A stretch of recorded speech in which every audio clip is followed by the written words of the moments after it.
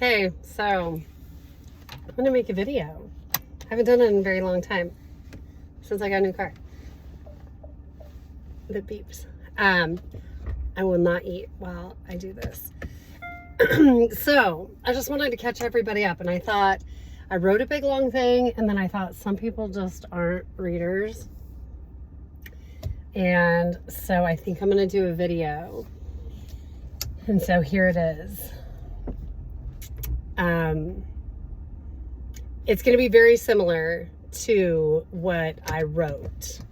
So, if I forget anything, I'll loop back around. So, my two biggest passions in this life are politics and God, right? I mean, coffee's pretty high up there, but those are the two things that just light my soul up. And so in 2019, I was like, you know what? I am committing to one of these things. So I went to St. Placid Nunnery over here, convent, and I was going to devote my life for 5 years to God. And I was like super stoked, you know, because like that nun outfit is really awesome. I was a nun one time for Halloween, a pregnant nun, but we won't say, you know. And then the idea of being Sister Sarah was like enough that I did it. And I got through the orientation, and they had like accepted me as one of their own, and they were all so cute, and I loved them all so much. And then I remembered I was married to a woman, and so I went to him and I tried to explain that, like, hey, I married my best friend, but it was just for health insurance, but I've dated girls in the past. I mean, that's, you know, but at the time I was literally married to a woman, and if you guys can see that guy, he's an asshole. So she was like, oh my God, we're so disappointed, because even though the church is progressing, God bless Pope Francis, we're just not there yet. So I was like, oh, son of a bitch. And I don't feel like I said that probably in the convent, but I might have.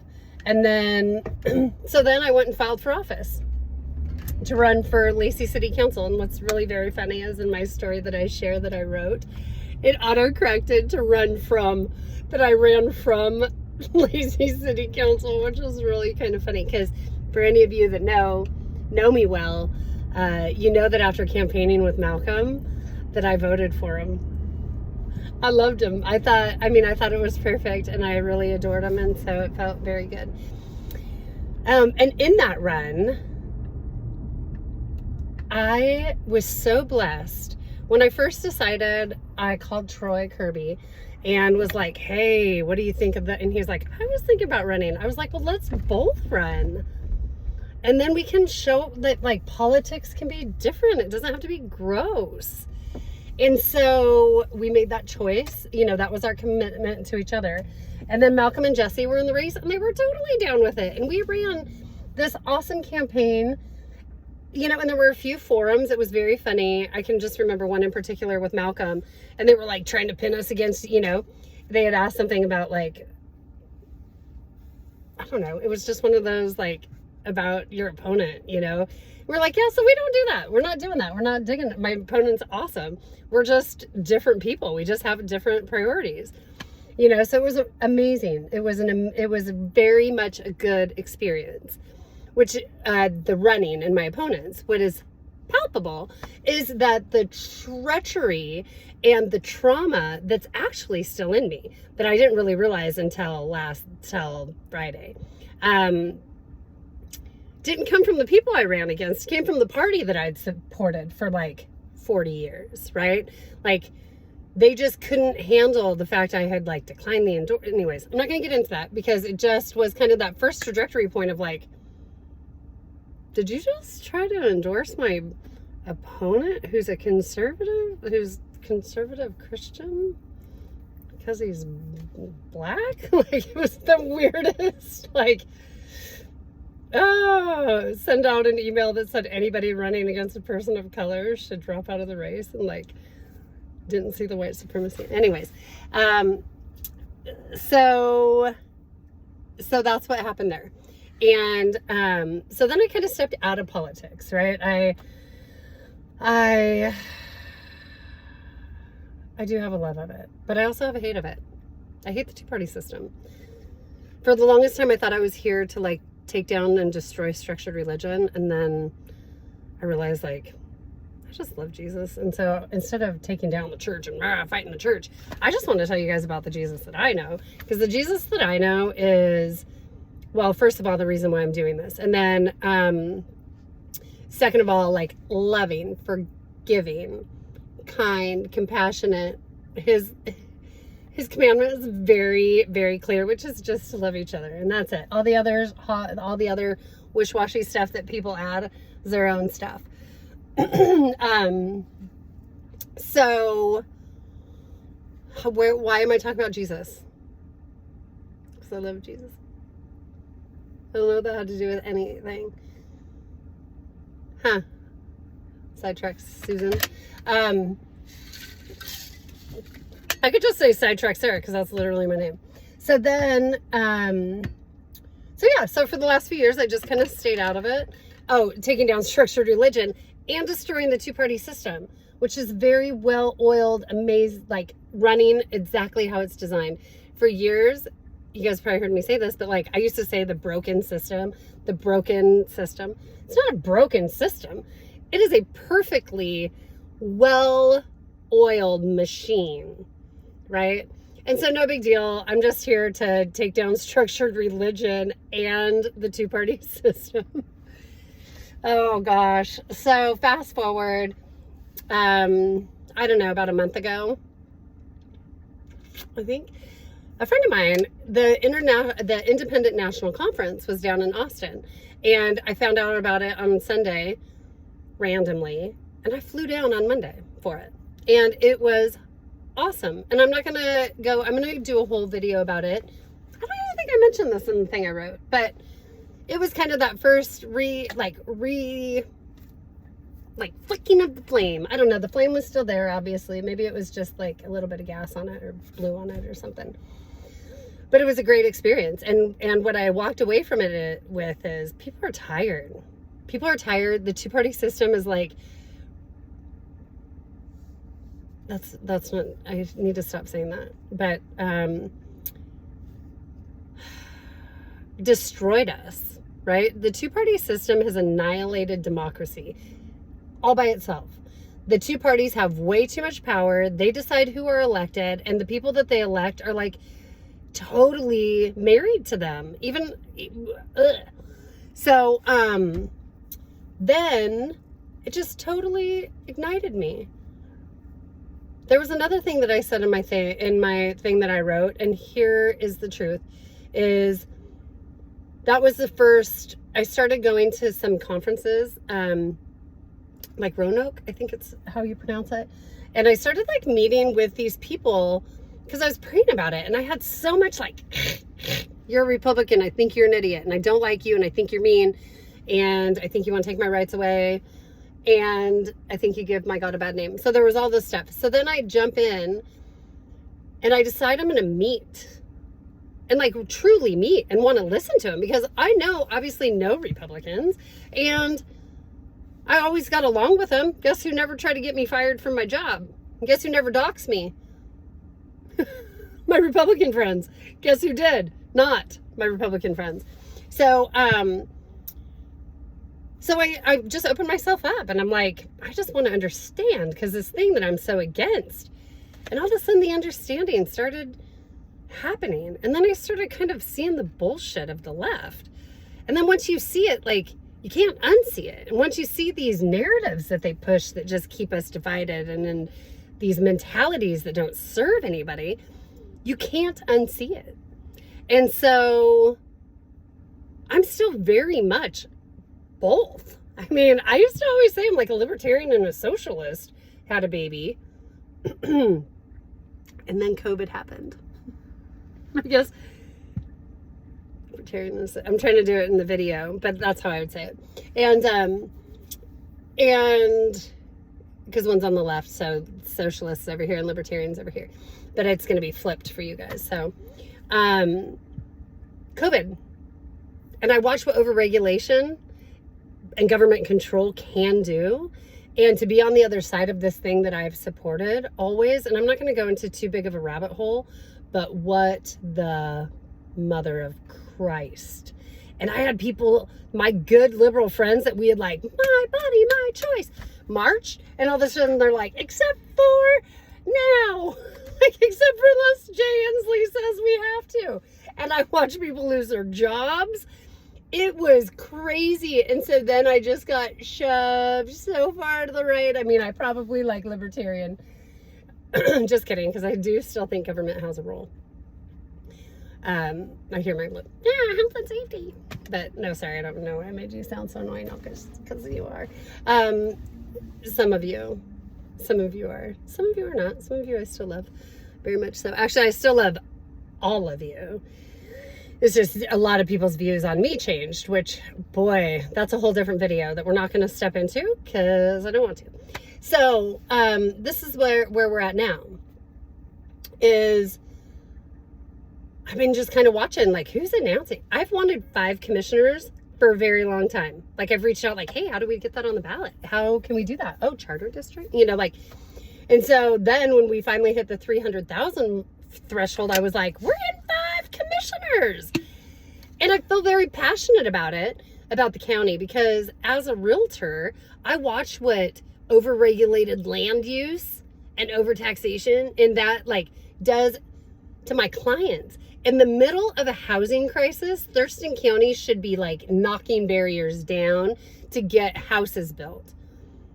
And for individual tax-paying residents, if you want to build on your property, I mean, it should be such a, and I think that they are. I do believe that there's stuff in the works, and I know with government, everything takes time. And so I do believe that hopefully that's a thing. But I have so many nightmare stories, and I'll probably share those on the campaign trail, because that's what I mean, I want to say that's what influenced me to run, but like, that's what intrigued, like, that's where I want the change. There's all these other things happening. And the one thing that I'm like, yeah, but let's make it easier to build houses in a housing crisis and not for developers. Right. So, so I'm watching, and then people are announcing, and nothing against the people that are announcing. Right. It's so funny now, like Emily, I think that like me and her probably agree on more than we don't. And I think she's a darling. We haven't met yet. I hope that we get to. She's brave as shit. She's also super progressive. And I don't want any more progressive regulation when it comes to land use. So no, I will have coffee with you and be your friend, but I do not want you to be my commissioner. I mean, maybe on a lot of the other stuff, right? But when it comes to land use, and that's kind of how I feel about Michael Stedman. I think Mike is a good guy. I think he's got a big heart, and I think that he's funny, and you know, I really enjoy him. I think he's a good dude. I think he's married to the establishment Democrat. I think he's running as a Democrat, and I just can't get a pulse, which I also identify with that, right? Like the other day when I said that, and I'm like, I just can't get a pulse on if he's a Democrat or a Republican. And then I'm like, look in the mirror.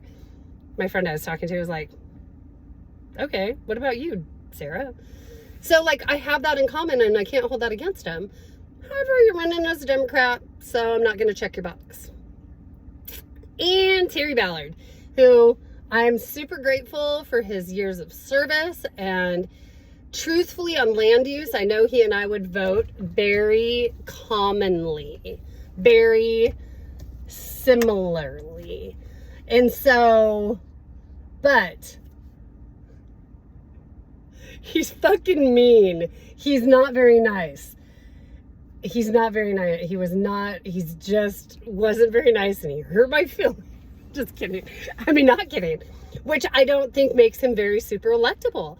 If he was, I probably, if I have to vote for anybody, would at this point in these 5, I don't know. I mean, just for this, I'd probably watch board meetings a lot more if Terry was on the board. Shit, that might get us, But I just wasn't. And so I was like, okay, maybe I'm supposed to do this. I'm at 15 minutes. This is going to be a 20-minute video. So then,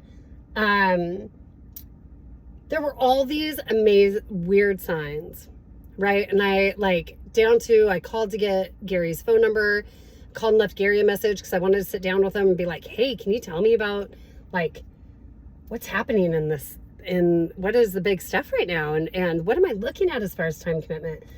And then I left him a voicemail, and then I went to the bank to check on my campaign thing. And guess who was at the bank? Yeah, Gary. And I was like, hey, Gary? And he's like, yeah. And then he was like, I was just going to call you. It's like, oh, this is so weird. So then I'm like, God really wants me to run.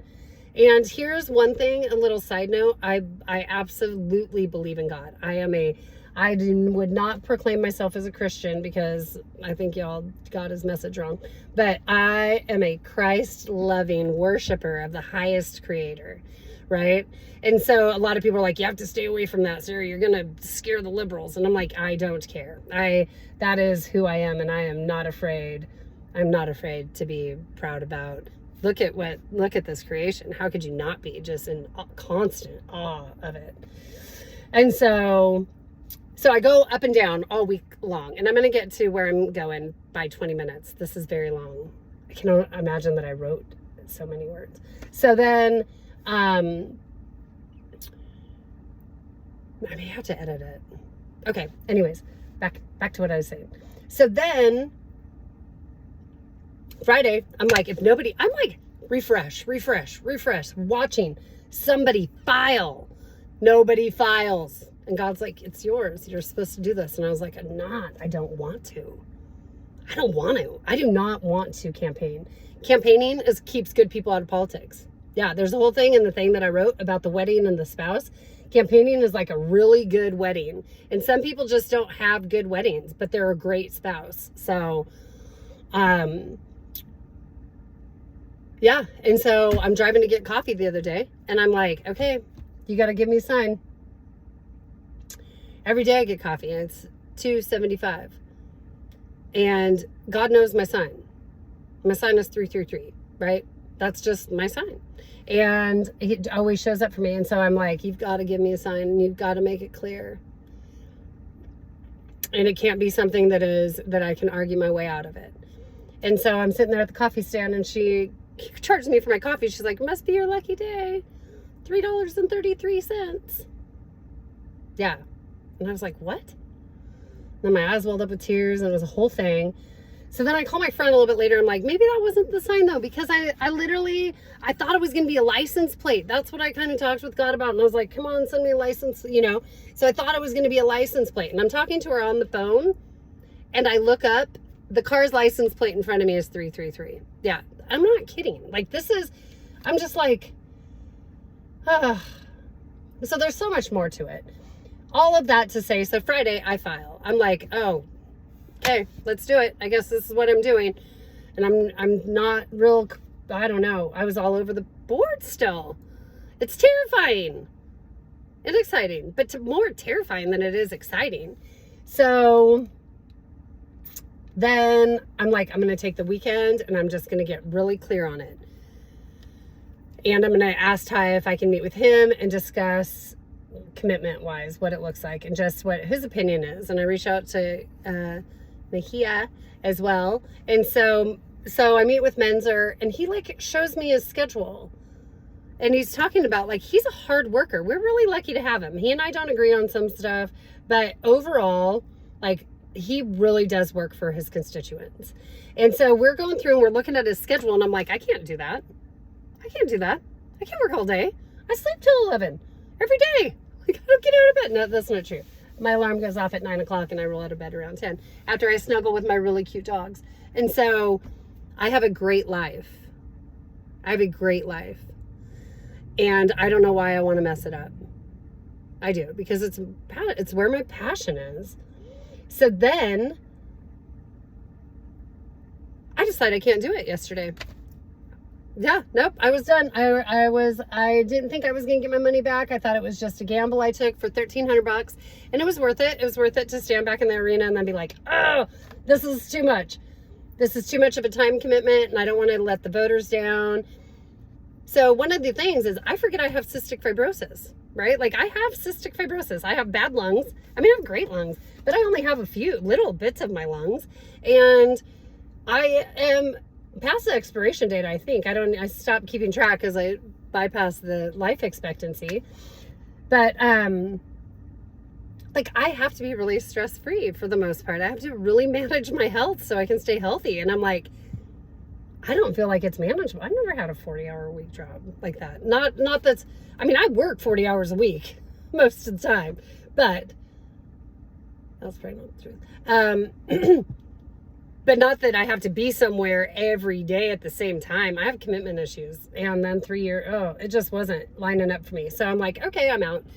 So I get home and I send a message to the auditor. I'm just like, hey, so I'd like to withdraw. What does withdrawing look like? I get a message back that's like, you can't. So this morning, that's the first email I wake up to. Is like, so you can't. You can't not run. So now I'm just kind of like, oh my Lord. And so I'm sitting with it. But I want to be really transparent with people, right? Because I feel underqualified. I don't want to work. I don't want to work 50 hours a week. I don't want to sit on a bunch of boards. I already sit on 2 amazing boards. I don't want to sit on any other committees. I don't want to. I want to go in and I want to just get some of this regulation unregulated, and then I want to just be done, and I want to make sure we spend our money good. So that's where we are. I don't even know what that means, but that is where we are. Actually, where we are is at the coffee stand. Okay, talk to you later. Bye.